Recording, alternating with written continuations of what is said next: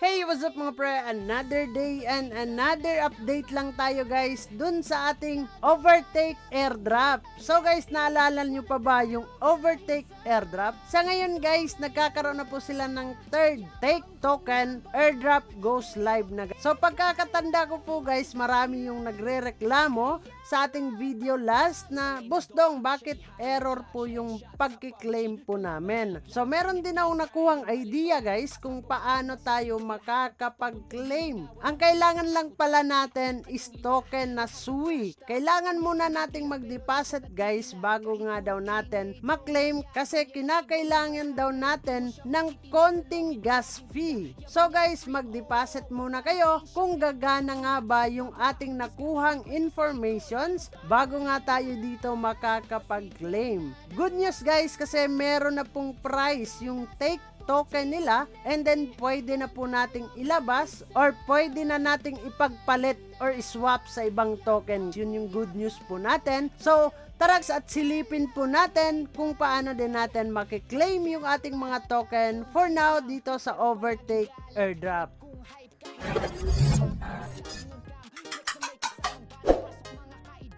So guys, ang sabi nga nila dito sa kanilang Twitter account 8 hours ago. So pag-upload po nitong video na to guys is nasa mga 12 hours na siguro or mahigit pa, no? So sabi nga nila dito, the third take token airdrop goes live today guys. To ensure nga daw dito ang smooth and reliable experience, the claim will follow to simple steps. Napakadali lang daw ang gagawin natin. So queue up, submit your claim request to secure a spot. You'll receive a time slot within 24 hours nga daw dito guys, showing exactly when you can claim. Claim when your slot opens. The claim button activates, click to receive your take token nga daw dito. This ensures everyone gets their share, no gas war, no rush nga daw dito sa pag-claim. So, airdrop update. So, punta lang po tayo dito sa kanilang website na airdropovertake.world guys. So, pwede na po nating ma-request to claim yung ating 29.51 take token. And then, okay, no, not log in. Okay guys, log in muna natin, no? So, log out muna tayo and then sign in tayo ulit para ma-claim natin ulit guys, no? So, okay. And then, papasok na yan guys. And then, click lang po natin itong check.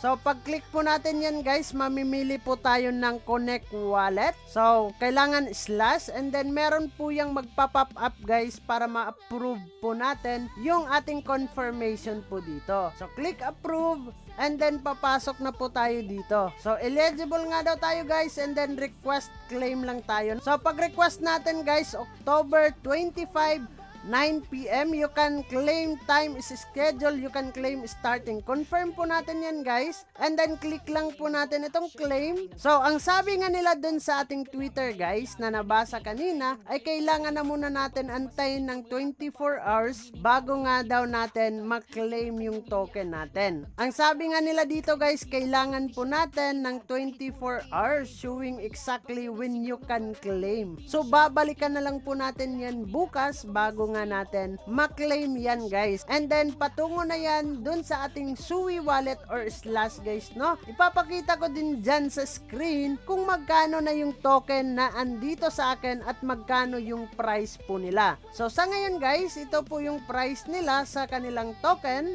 Meron po ako ditong 79.77 take token and then yung kanyang price ngayon is nasa 23 USDT. So sayang din guys, no, kung hindi nyo po siya makiklaim kasi malaking tulong na din yan lalo na kung naghihirap tayo ngayong panahon na to. So makakatulong din yan guys para hindi kayo mahuli dito sa ating mga update patungkol sa mga nilalaro natin at mga sinasalihan nating airdrop. Ay huwag kalimutang mag-click subscribe and click the notification bell para ma-update kayo sa mga bago nating ilalabas na video. So dyan na muna kayo guys, mag-ingat tayong lahat and kita-kits soon in the next video and bye-bye! Sino ka pa? Sabay-sabay kaming alala.